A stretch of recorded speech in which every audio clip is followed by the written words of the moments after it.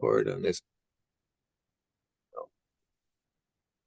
All right. Well, I'm pleased to be joined by Cody Fischer, founder of Footprint Development, based right here in the Twin Cities. And just by way of a brief introduction, Cody has done some pretty cool projects, some smaller apartment developments following the passive house design, and has been in the business since what? How? I guess I'll just let you speak for yourself, Cody.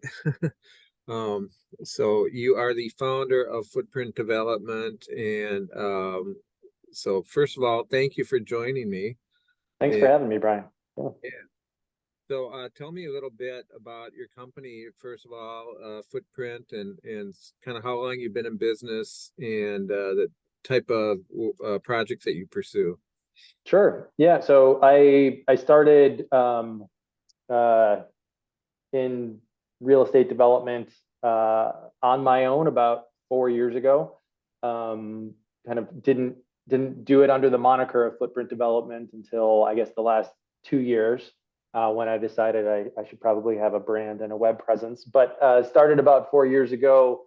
I came to real estate development as kind of through the back door as an urbanist. I've lived in Chicago and Washington D.C. and London and these great cities with great urban spaces that are really vibrant with street life and have kind of this middle level of density that I found really appealing. But I'm from Minnesota, and when I moved back with my family to the Twin Cities, it was just after Minneapolis 2040, the comp plan that was really groundbreaking from a land use perspective, was taking root in terms of actual policy. And I had a handful of parcels that I had as rental properties for a few years that were kind of opportunities opened up for development on those as a result of the comp plan. So my interest was initially from an urbanist lens, but I'm also, when I had my first child 9 years ago, became increasingly alarmed about the climate crisis and really interested in that from an advocate perspective. And so when I got started in development, I kind of discovered the really strong overlap between urbanism, our housing crisis, and the climate crisis. And that really drove the way I wanted to approach development. It's the reason I set out to do it on my own rather than working for somebody else straight out of the gate, because I didn't see anybody building in a way that I think is critical in terms of climate resilient communities, housing, and carbon smart construction means and methods. Yeah, for sure. And I know we've written about a couple of your projects that I wanted to ask you about. There's the Solstice Apartments, which I believe is 23 units right here in Minneapolis. And then more recently, we wrote about a project that you're proposing, 32 apartments at 3561 Minnehaha Avenue. And I believe both of those are passive house Yep. projects. Can you first of all explain a little bit what passive house means, and kind of what exactly you're talking about there versus something like net zero, or can you walk us through that? Sure. So fundamentally, passive house is geared towards improving it's really about kind of the building orientation. So, how the building faces directionally impacts how much heat it gains from the sun and how much it gives off. Um, it's about building really airtight buildings and super insulated buildings to really compress down the energy consumption required to heat and cool the building. And it's about occupant health. So when you build really airtight and really well insulated for energy efficiency, it's also becomes very important to have proper ventilation and to maintain air quality. So passive house buildings, generally speaking, there's a range to how much more energy efficient they are than a typical new construction. But in the multifamily space, my passive house buildings that you referenced, they're designed to be about 80% more energy efficient than their baseline of comparison, which would be other buildings that exist in the surrounding area. So it's extreme energy efficiency, which ultimately, reduces the need for energy consumption, the utility bills that folks are paying, and makes things more resilient in the face of electricity outages. So this 23 unit building, the Solstice Apartments that you alluded to, in the dead of winter, if it's an all electric building, which is another important part of decarbonization and part of the way I design my buildings, if the electricity goes out for a few days in the dead of winter, just the body heat from the occupants of the building is enough to keep the building warm and comfortable, because it is so energy efficient and well insulated. So it's truly, the building it's a heat battery in the winter, right? And so it's truly that's what I mean when I talk about climate resilient. Mm-hmm. And who have you been working with on these projects? Do you have a design team and a construction team that you've been working with, or? Yeah, so the Solstice Northeast building that was with Precipitate Architecture and Design. Abby Muser, her was the architect of record on that. She's a passive house certified passive house consultant and architect. And kind of having an architect with that skill set combined is really critical in the design process for a passive house building, because there's you build an energy model for the building, which informs the design choices you're making, and then the design choices impact the energy model, and there's a cyclical loop there. And so having one person that can wear both hats really enhances coordination, and you can have clear design goals and outcomes that are set right from the beginning of the project. So you're doing it all in a cost-effective way. And Abby is also the architect on this Minnehaha project that you referenced, but she's now started her own design firm called the True North Studio, but working with the same architect on that. And I did have my first project out of the gate was a smaller 6-unit building, similarly 100% electric, built super airtight and energy efficient, but not to a passive house standard. It's easier to achieve the bigger the building you build, and we could talk about that if you want. But you get energy efficiency benefits the larger you build. That was with 10K architecture, and I was driving a lot of the high performance specifications on that. But I do want to mention one other thing that's really important.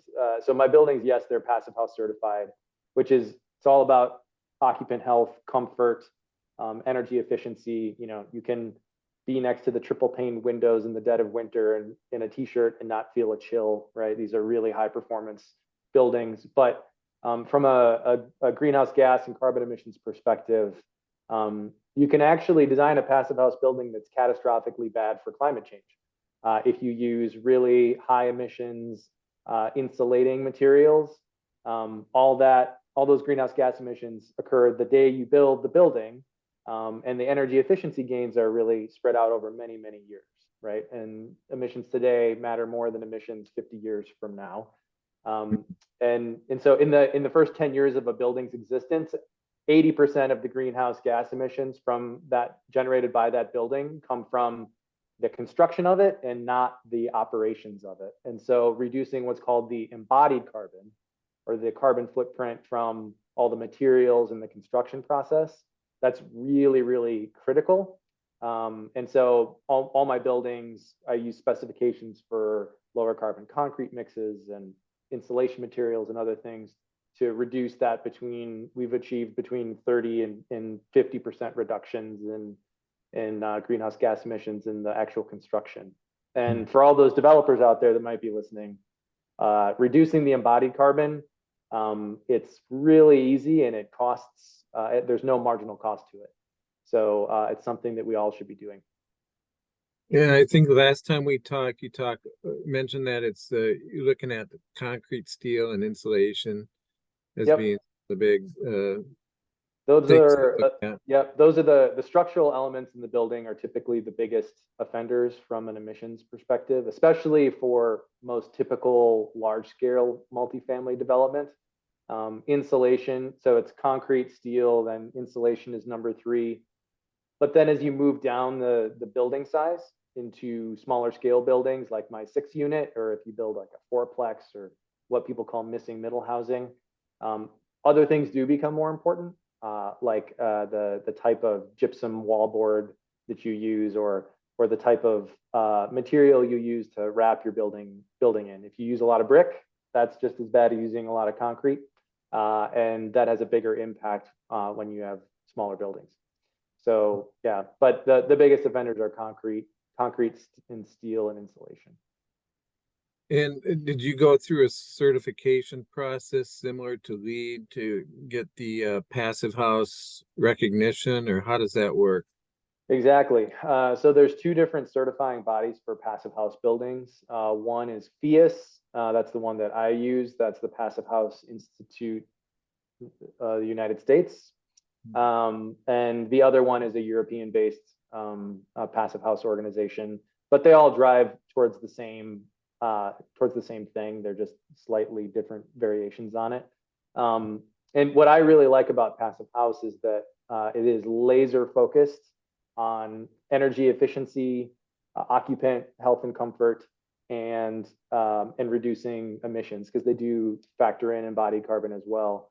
Whereas a lot of the other certifications, I feel like they focus on tangential issues, or you can get points in LEED, for example, on things that I think aren't as, I guess, as existentially pressing as as something like climate change. But it's not as passive house is not as it doesn't have the same brand recognition, I think, in the marketplace as LEED. But for my in terms of building performance, reducing operating costs of the buildings that I have, and having an impact on like occupant retention, I think it's the best bang for the buck in terms of paying for certification and quality control and construction. Um, just looking to you touched on this briefly, but looking at your bio, it says prior to founding Footprint that you were a consultant in Bain and Company's London and Chicago offices and director of strategy at CPS. Can you talk about that a little bit, and kind of Sure. Yeah. what you did there? Sure. I mean, so like starting out, so I went to St. John's University, and then went for the first kind of decade of my career was in kind of advocacy, nonprofit work in DC, and ultimately felt like I was tilting at windmills a bit with the work I was doing and not really feeling like I was making much of an impact. And so decided at that point to go to graduate school for an MBA, went to Northwestern there, really knowing that I wanted to focus on social impact, but also wanting to kind of gain private sector experience and really develop my chops in terms of strategy, finance, operations, those sorts of things. So, studied all that, and then also took a handful of real estate finance and entrepreneurship courses while getting my MBA, but wasn't really finding the right way to pivot into that sector, or folks that were doing it in a way that I found very compelling. And so at that point, it was the best decision for me was to go into corporate consulting with Bain and Company. So it's a really a pure strategy consulting firm.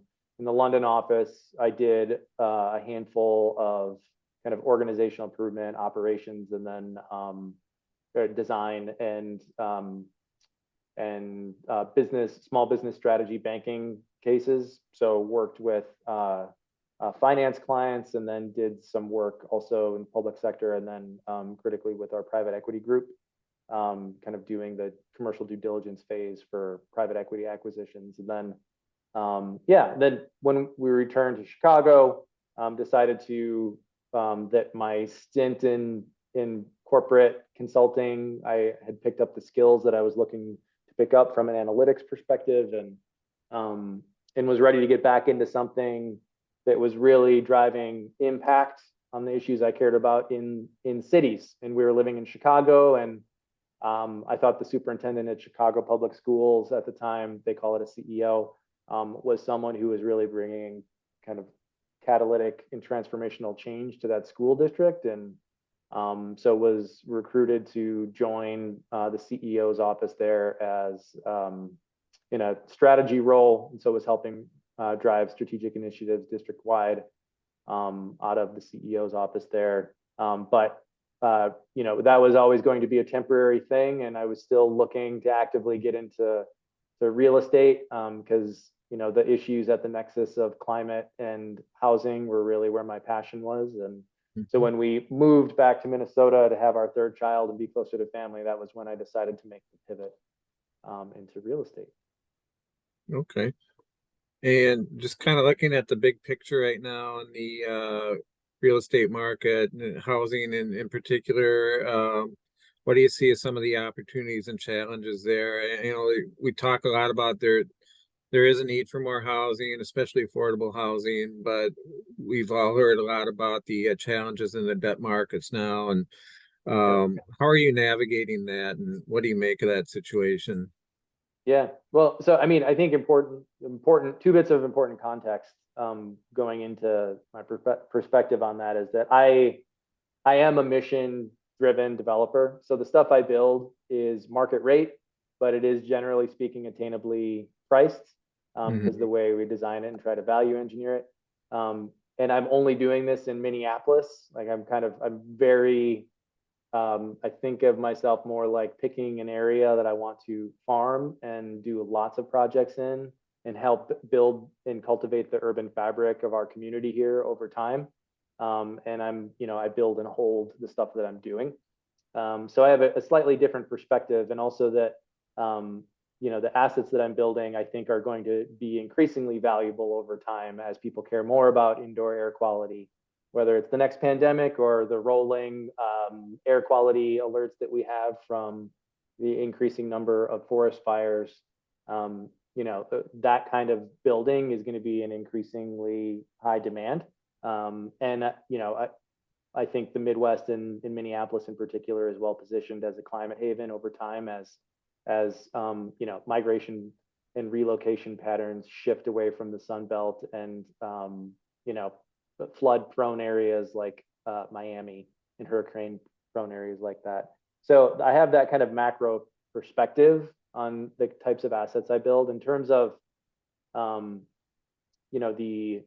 the overall headwinds situation, construction costs are still really high. The fact that interest rates have gone up and have stayed up and are going to stay up for the foreseeable future hasn't seemed to catch up in terms of kind of correcting some of the imbalance. Typically you'd think that as financing costs go up and the business cycle changes, that relative to rents and construction costs, those things tend to rebalance and shift where the challenges are. And we're kind of at the stage right now where financing costs are high. Equity requirements are higher than they were a couple of years ago. Construction hard costs are still very high. And land values haven't really gone down at all. There hasn't been much of a correction at least in terms of these small single lot type projects, those type sites that I would be looking for. So those headwinds are very real, but fortunately, because I am a mission driven developer, doing attainably priced stuff that incorporates, certified affordable units at 60% of area median income. This is for some portion of the buildings. And then the deep commitments on the environmental sustainability stuff. I've got a really great debt partner in Sunrise Banks here locally. As a CDFI, they're uniquely positioned and mission oriented in that they can invest really heavily to try to achieve some of the mission oriented outcomes that my projects incorporate. And they're really supportive, enthusiastic partner.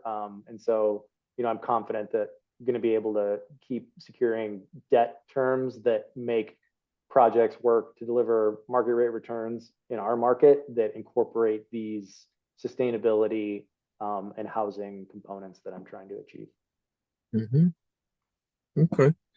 We talked a little bit also just briefly about the Minneapolis 2040 plan, and of course that's been in the news lately. We've reported on it, and other media outlets have reported about the recent court ruling with the judge who ordered the city to revert to the 2030 comprehensive plan within 60 days amid a challenge from some environmental groups and so on. But I guess what do you see as the impact of that, on the types of projects that you do and other sort of infill projects here in the city? Yeah, sure. Well, I mean, I think in particular for smaller scale, let's call it, sub 40 or sub 30 unit types of infill projects, I think it's really devastating.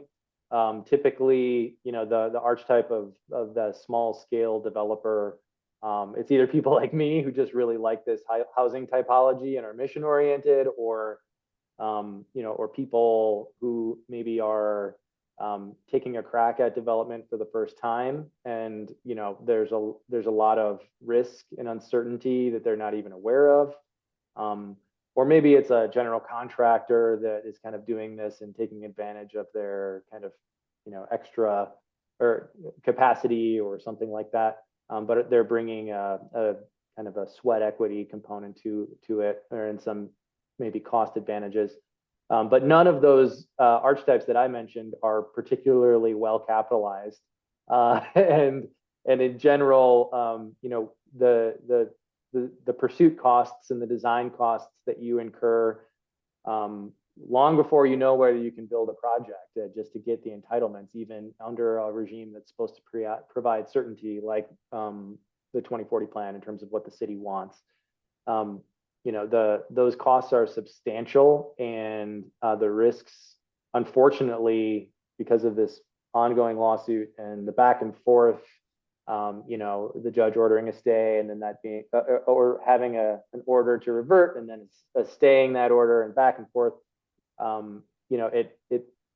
It basically, I mentioned, like, it throws a bucket of ice water over anybody that might consider doing something like this, especially at a small scale, who just can't absorb that level of uncertainty and the extended time spans when you're putting the limited capital you have in to pursue a project. So I think it really puts the brakes on people that were maybe considering doing this type of thing.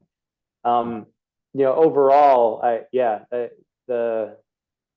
for me, I'm in a position where, so I just had that Minnehaha project that was granted approvals by the Planning Commission. If I don't pull permits on it within the next 60 days, if nothing changes, that project is basically just on ice until the lawsuit sorts itself out, or the city does its environmental impact study. But then certainly the same groups that have sued the city about the comp plan will probably sue the city and call its environmental impact study into question. And so this is just going to roil on, and in my opinion, waste valuable public resources and slow down the addition of the critical housing that we need to continue to build, both to keep the Twin Minneapolis in particular an affordable city, which it is relative to most major urban markets, and to make it more climate resilient by concentrating housing where people want to and work and play, right? And if we don't allow housing and greater density in places in our urban core like Minneapolis and St. Paul, we're going to continue to see sprawl, which is going to drive a continued growth in the number one source of greenhouse gas emissions in the state, which is transportation. So, it's pretty devastating, I think, from an environmental perspective, that environmental law has been twisted and distorted to sue one of the most progressive environmental policies, or sue the city that's pursuing one of the most environmentally aggressive policies in the state. So, it's unfortunate, but the saga is going to continue for the foreseeable future, I think. Are you in a position to pull a building permit soon for that project, or do you think you'll be able to get it done in that? No, unfortunately, it's just not realistic. We're going to continue with design and moving in that direction. We just have a long way to go before the permit set is ready, and pulling permits would require also a range of other, but we'd have to have a general contractor and some key subs in place before moving forward with that. So the timescale is not realistic for that, but this lawsuit has seesawed back and forth with appeals and staying of past rulings from this judge to revert back to the 2030 policies. So we're going to be ready to move forward when the windows of opportunity present themselves. Will you be looking at opportunities in other cities then if this continues to drag out, or? Yeah, I'm actually, so St. Paul, I started in Minneapolis because I felt that as a new small scale developer, the policy regime that was coming in place created a level of certainty and a clear path towards entitlements and eliminating that kind of upfront risk. St. Paul is on the verge of doing that itself. They instituted a 1-to-4 unit, rezoning effort, and they've reformed the multifamily guidelines as well in the zoning code, and is in a position to, in the very near future, adopt a slew of policies that'll really unlock this kind of missing middle neighborhood scale infill. And so, yes, I'm actively looking at opportunities to do it in St. Paul. And they learned a lot of good, valuable lessons in terms of what's resulted in housing production and where there were some gaps in the Minneapolis 2040, policy improvements. And I think they worked with a really high quality set of consultants to get a market-based approach to allowing some of the housing that they want to see here, or they want to see in St. Paul, that didn't really materialize with the adoption of Minneapolis 2040 in Minneapolis. Okay. Well, we touched on a few of your projects. Do you have anything else sort of in the works that you'd like to mention, or what are you working on now? Yeah. Well, I mean, I do want to say, like, I see my projects as, I've talked a lot about climate and the impact of the built environment on that.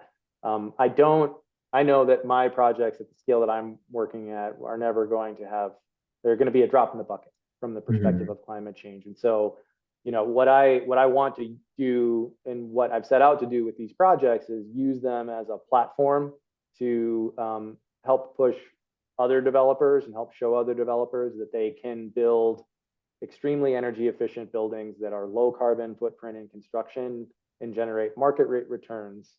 And so I'm doing everything I can to share my specifications, everything I learned, open book with my pro formas and how I'm doing what I'm doing and how I make the numbers work with anyone who will listen, and hopefully some big ones, so that they, because if they just incrementally improve, it'll have an outsized impact. So that's something that I'm constantly working on, and I'm happy to share, the way I'm doing what I'm doing with anybody who is interested. The other big piece I'm working on from an advocacy perspective are these things called point access blocks, or single stair buildings. It's like, basically just think of a single compact building with 4 units clustered around a single stair. It's universal building archetype.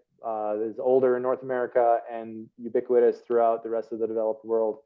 But we only allow them up to 3 stories in the United States, because in the International Building Code, Model Code, that's the limit. And there's some kind of historical reasons for that. But these single stair buildings are allowed throughout the world up to much higher heights. And what that does is allow for, I guess, thinner floor plate buildings, rather than this typical building typology of a double loaded corridor, which is a single long hallway with no windows and really small, efficient units on either side of it. It's like a hotel, right? That's what most multifamily housing in North America that's built today is. What these single stair buildings allow is for units that have, multiple sides of windows where you can open windows and cross ventilate the units. It allows for thinner buildings to be built.